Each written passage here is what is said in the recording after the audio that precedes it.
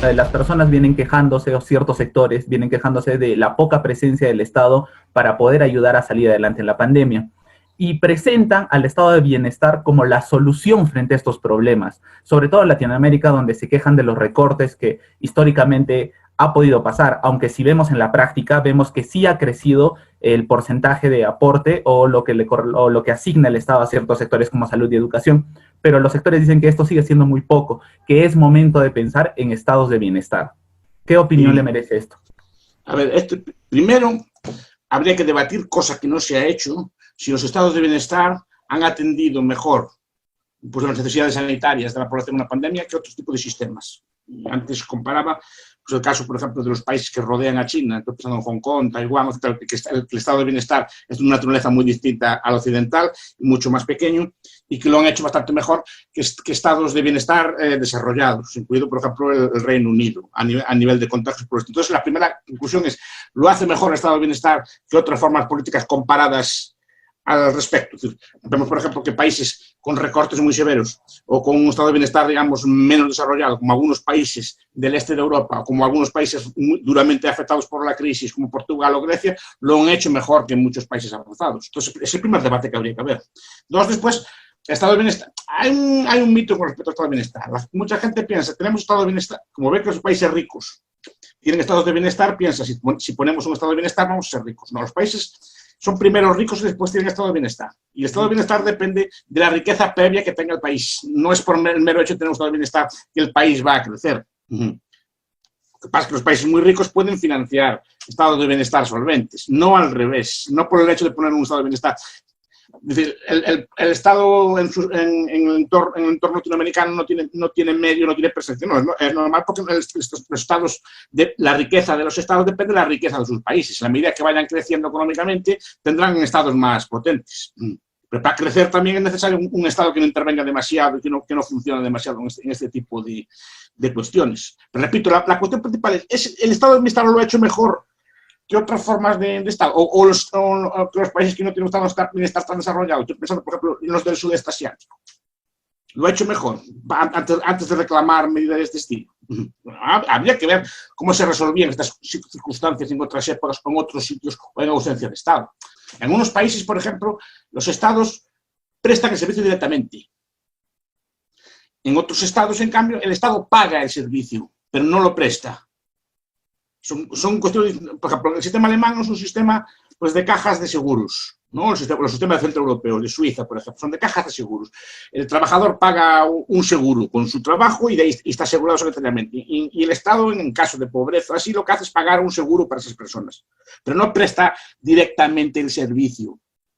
En el sistema británico, por ejemplo, en el sistema español, el Estado presta directamente el servicio. ¿Qué pasa? Por ejemplo, en Alemania hay muchas redes de prestación de servicios, hay muchas como compañías de seguros con su propia red de hospitales y que operan de forma reticular, operan como una red. Entonces, hay superposición. A lo mejor hay un hospital aquí de una empresa y al lado de otra, etcétera. Pero ¿qué pasa? Cada una de ellas adquiere los insumos por su propia cuenta. De esa forma, es muy difícil que todas las compañías de seguro queden desabastecidas a la vez, o es muy difícil que todas hagan imprevisión a la vez. Siempre hay alguna que funciona y siempre es difícil. Entonces, la red de hospitales, de atención, es mucho más densa en Alemania que puede ser en otros países. En Europa, en España, por ejemplo, en Inglaterra, se prima un sistema por centralizado, supuestamente con una especie de paradigma de la eficiencia. Pero ¿qué pasa? Si el centro se bloquea, o hay un fallo en la compra, o hay un fallo en el suministro, se bloquea todo el sistema, ¿no? Entonces, son sistemas, repito, los dos son públicos, pero de gestión distinta. Yo creo que los sistemas tipo alemán funcionaron mejor. Repito, aquí ya no estamos discutiendo público-privado, estamos discutiendo dentro del sector público los sistemas que hay. Y después no se compara con sistemas privados. Claro, a día de hoy sería necesaria una comparación de cómo habría sido si el sistema fuera privado. Y es una comparación de momento hipotética. Privado totalmente, me refiero. Porque como nosotros sabemos, los estados han tomado muchas políticas públicas para enfrentar esta crisis sanitaria internacional y entonces muchas de ellas pueden ser consideradas como transgresoras o no de algunos derechos. No sé cómo ve esta figura el doctor Miguel Ancho Bastos. A ver, depende de qué derechos hablemos, hombre, una pandemia como otra circunstancia, pues se entiende que determinadas cosas, aunque no sea forzoso, se entiende que en una pandemia, en una situación de crisis sanitaria, incluso las propias personas debemos actuar en consecuencia, ¿no? Pues debemos eliminar contactos, debemos seguir unas determinadas prácticas de higiene, etcétera. Lo ideal es que lo hiciéramos nosotros mismos, ¿no? Los gobiernos entienden que nosotros, los seres humanos, no vamos a llevar esas medidas a cabo por propia voluntad, entonces imponen medidas coercitivas con multas o sanciones a quien se salte ese tipo de normas. Pero es normal que ese tipo de prácticas se dé. Lo ideal sería que fueran autoasumidas por la población. Y ahí creo que es donde falta la pedagogía o la prevención por parte de los gobiernos de haber avisado de qué medidas habría que tomar en caso de una pandemia de este estilo. Pero claro, es normal que determinadas prácticas se alteren. Igual que un tendero, por ejemplo, un comerciante en su tienda tiene derecho, si quiere, exigir pues que haya mascarillas o que haya distancia, etc. No hace falta que se lo obliguen. El propio tendero tiene derecho a hacer ese tipo de obligación. En ese aspecto no veo una violación, porque incluso una sociedad sin Estado pondría limitaciones de este estilo. Profesor, ahora la fundamentación que se hace mucho acerca del estado de bienestar y sobre todo el tema de que el Estado tiene responsabilidad con los demás, y surge esta idea que también ya la había desarrollado y criticado Hayek de la justicia social. El Estado tiene estas obligaciones porque tiene un deber de justicia con su pueblo, y eso obliga al Estado a utilizar sus medios de coacción para que un grupo entregue beneficios o, bueno, entregue estos derechos que ellos consideran por el tema de justicia social. Primero hay que definir lo que es justo y lo que es injusto, en qué consiste la justicia social, porque como palabra es muy bonita y es un concepto muy, muy usado en el discurso político, en el debate, y los políticos cuando hablan usan ese concepto. Pero cuando se operativiza no se explica muy bien en qué consiste, porque hay que definir primero lo que es justo y lo que es injusto. Y yo entiendo que justo e injusto es un concepto que se puede aplicar a una acción deliberada, ¿no? Una acción que yo cometo contra usted, entonces usando la fuerza, pegándole o haciendo algún daño, entonces es una acción justa o injusta. La justicia social es un concepto demasiado amplio como para poder hablar de justicia. En todo caso, se podría hablar de que el Estado debería garantizar una prestación, bien por eficacia, eficiente. Fíjese en un detalle. En buena parte del discurso político actual, o en elementos como la escuela de Copenhague, ¿no? de Barry Buchan y Oli Weber, ya no se habla de Estado de bienestar en términos de justicia social, sino en términos de seguridad social, en términos de seguridad. Es lo que se llama la securitización. Se habla, y creo que este tema es más pertinente a lo que estamos hablando que el de justicia social. En el sentido de que se trata de que el Estado garantice la seguridad de la población, ¿no? Y dentro de la seguridad de la población está pues, la seguridad frente a las pandemias y la seguridad social. Pero no se plantea tanto en términos de justicia como en términos, por ejemplo, de evitar desórdenes o evitar disturbios. Entonces se introduce un concepto de que el Estado presta eso por seguridad, no por justicia social. Repito, porque justicia social es un concepto, al principio parece muy bien, pero cuando llegamos a definirlo es muy complejo. Porque la justicia social, ¿por qué solo dentro de un país y no entre países? Por ejemplo, ¿deben los peruanos hacerse cargo de las necesidades de los venezolanos, por ejemplo? ¿No? Porque entonces ya no es un concepto ético, es un concepto circunscrito a un Estado solo.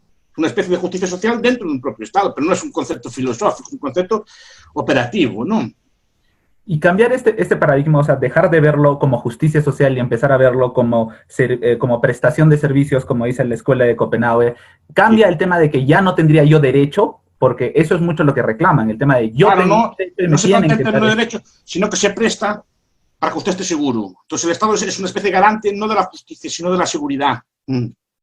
Y su función es protegerlo. No, simplemente es otra forma de definir lo mismo con la prestación estatal de servicios de sanidad, pero en vez de definirlos desde la justicia, lo definen desde la seguridad, por ejemplo. Es otra forma de legitimarlo.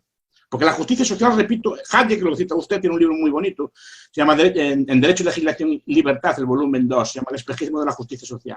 Por eso habla de eso, porque es un concepto que es muy atractivo, pero cuando hay que llevarlo a la práctica, no se sabe muy bien en qué consiste, qué es justo y qué es injusto. ¿Usted cree que vivimos en un mundo con inflación o hiperinflación de derechos?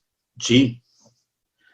Sí, porque usted, fíjese en las constituciones antiguas, ustedes deben ser, supongo que son juristas o estudian derecho, ¿no? Miren las constituciones antiguas y miren las modernas.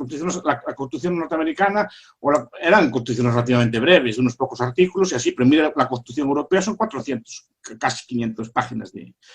Y las constituciones modernas de muchos países latinoamericanos, que yo pude ver algunas constituciones modernas, son llenas de derechos, llenas de palabras y de supuestos. Por eso cuando una constitución, un derecho debe ser una serie de derechos que ya podrán ser negativos, no positivos.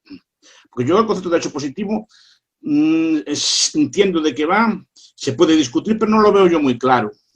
Porque un derecho positivo implica que otras personas tienen derecho de financiarme. Yo tengo el derecho a que otras personas me financien a mí algo, y eso no acabo de verlo yo claro.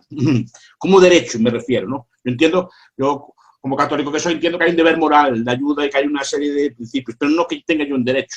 Esos conceptos de derechos los instaura Tom Paine, por ejemplo, los derechos del hombre, o después Louis Blanc, un socialista francés en 1948, pero sobre todo los discípulos de Stuart Mill. Los discípulos de Stuart Mill. Y Stuart Mill en principio. Que personalmente yo le tengo bastante manía en ese aspecto, porque toda la deriva al liberalismo tipo anglosajón o al liberalismo tipo americano viene de él, porque empieza a asumir la idea de derechos positivos.